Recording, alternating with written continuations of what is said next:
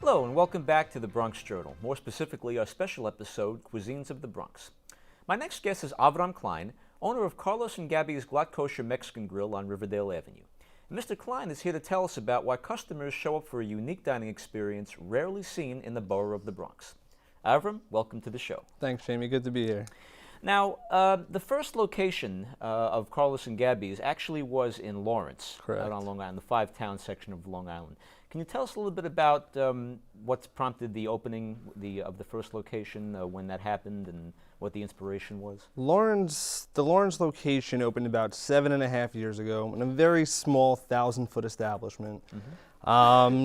Surely enough, the demand was great. A line out the door, around the corner, and we had no room to compensate for it. About 6 months later, we opened up a facility that seats now over 100.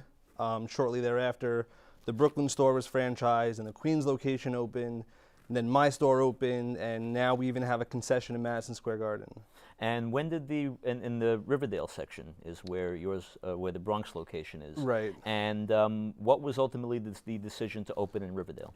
Riverdale has a unique character. It's a very charming neighborhood, but more importantly, Riverdale is a very central location. You're 15 minutes from New Jersey, 15 minutes from Westchester, you're 15 minutes from Washington Heights, but more importantly, it's an evolving Jewish young community that could sustain this type of establishment.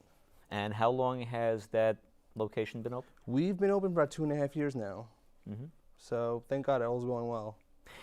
Carlos and Gabby's is under, and it being in a kind of a large Jewish populated neighborhood, it's under strict supervision of the VOD of Riverdale. Right. And can you tell us a little bit about what constitutes a passing grade? Right. Well, the VOD of Riverdale is our rabbinic supervision. They send someone in daily to make the appropriate checks to make sure that our ingredients are upheld to the most kosher dietary laws, that our lettuce is washed, that there's no insects in any of our produce. And they also make sure that our meats and all the rest of our ingredients come from vendors who also have a very strict, supervision, rabbinical supervision.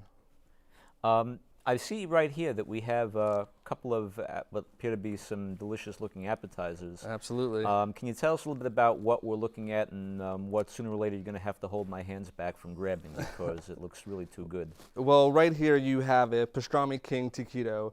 It's a flour-filled tortilla with eggs, pastrami, caramelized onion, wrapped, deep fried. What could be better? It's accompanied by a homemade honey Dijon sauce. And then over there right in front of you, you have probably our most coveted item in the restaurant. It's our buffalo fingers, cornflake breaded chicken fingers, just like the cereal, with also a house-made avocado ranch, which is also probably our best seller. Wow. So would you consider that these are two of your more popular dishes, even though they're Absolutely. appetizers? These are two, across the board, some of the most popular items. As far as your customers, would you say that it's comprised mostly of Jews that are, I guess for lack of a better term, like Ashkenazi, or Jews that would hail from like more of a Sephardic background, maybe Mexican Jews or Spanish Jews? Believe it or not, our menu is so diverse. We have everything from, as you see, fingers, wings, burgers, wraps, to tacos, burritos, fajitas.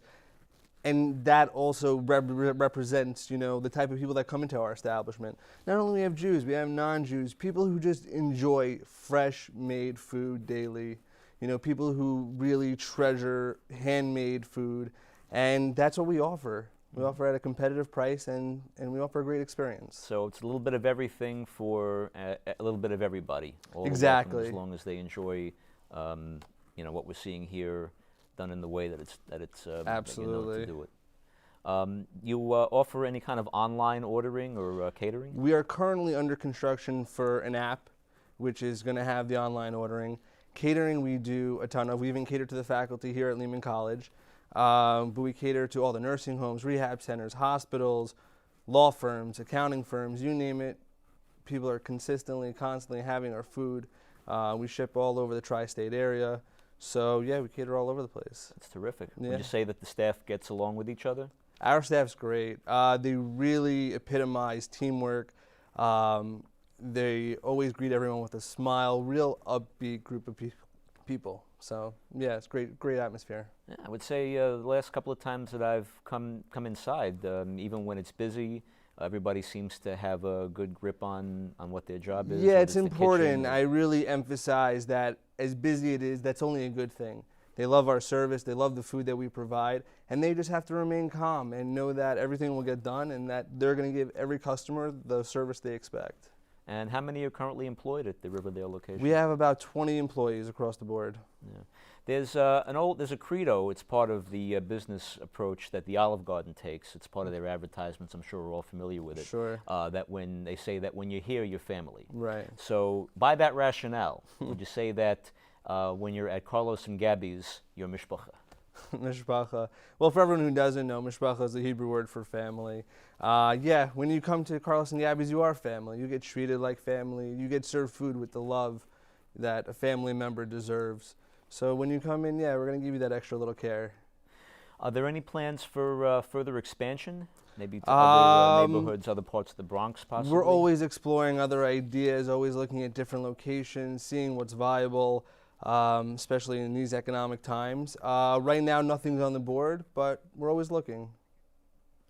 Would you say that the kitchen is able to accommodate people that have a late night craving? Is the kitchen open fairly late? We're open till 10 p.m.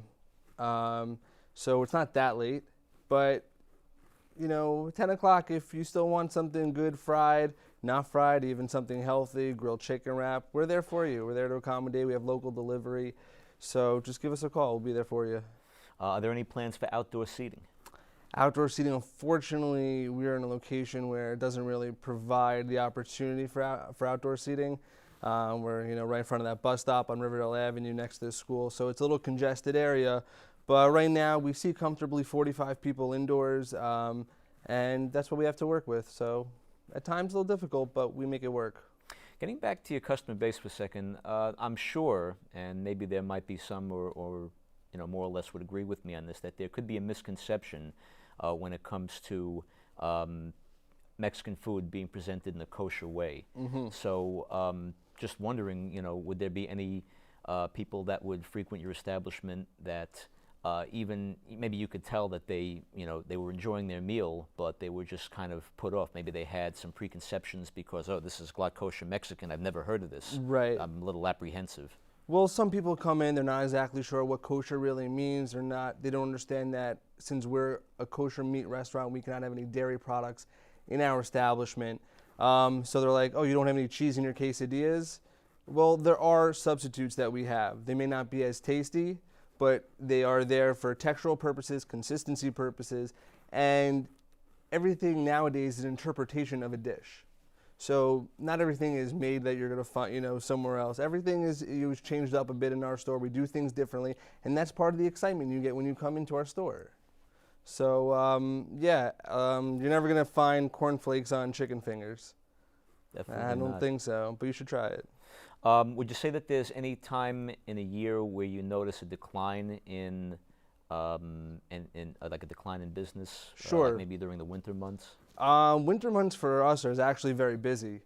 The summer months in Riverdale would be our slowest. We're next to the local yeshiva high school. So when the school's out, parents are away, and all the families are away for the summer, that's when it typically begins to, is a slow period for us, leading into the Jewish holidays. Those are our slow periods. But during fall through spring, it's pretty busy. So let me ask, in the last couple of months or so, or just in the given amount of time that the Riverdale location's been open for business, would you say that a lot of repeat business comes from good word of mouth? Absolutely, and that's every business, not just restaurants, but word of mouth is by far the most effective way to get your name out there, to get people back in your doors. Just the pleasurable experience of coming, to our establishment. That's all we can ask for, because I guarantee you, someone's either going to Facebook, tweet it, or even more importantly, directly speak to someone and relay the message that they had some great food at Carlos and Gabby's Riverdale. I was a business owner myself before the whole social media revolution took place. Right. And it was not as a restaurateur, it was in a totally different industry. I catered to construction companies, and I sold a specialty line of diamond tooling equipment. And it was an industry that was heavily advertised, but I can be the first to tell you that even if I couldn't sell to everybody, the customers that I enjoyed dealing with the most and who always had a smile on their face when they came to see me was all through referrals, all through good word of mouth. That, you know, hey, this person has a line of tooling where the segments don't break off, they actually do the job right. So it's a little bit different, but the principle is the same. Exactly, sure. So having said that, would you say that you have any advice for up-and-coming restaurants in the current economic climate that we have? The advice I give for restaurants that are coming up are just serve good food, have great customer service. Those are your two primary reasons why people come back into your doors. With those two, options, you can't fail, and also you can't be really expensive. Unless you're a fine dining restaurant like us, we make it affordable for our customers. We really make sure that they can come in, we're not going to break their bank, and that they're going to have a great time, and they're going to come back and they're going to know that they're going to have a great meal at such a great price.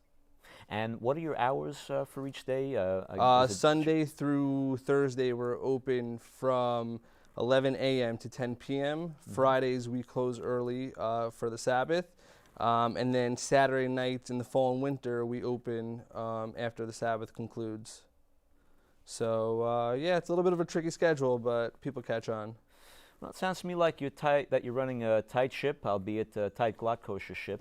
And the next time that I come in, I'm eager to try a few dishes that heretofore I've not found in any Mexican restaurant. Well, I hope you come in soon. So, Avram, thank you for being on the show. Thank you, Jamie, for having me. The restaurant is called Carlos and Gabby's, and the experience is nothing short of spectacular.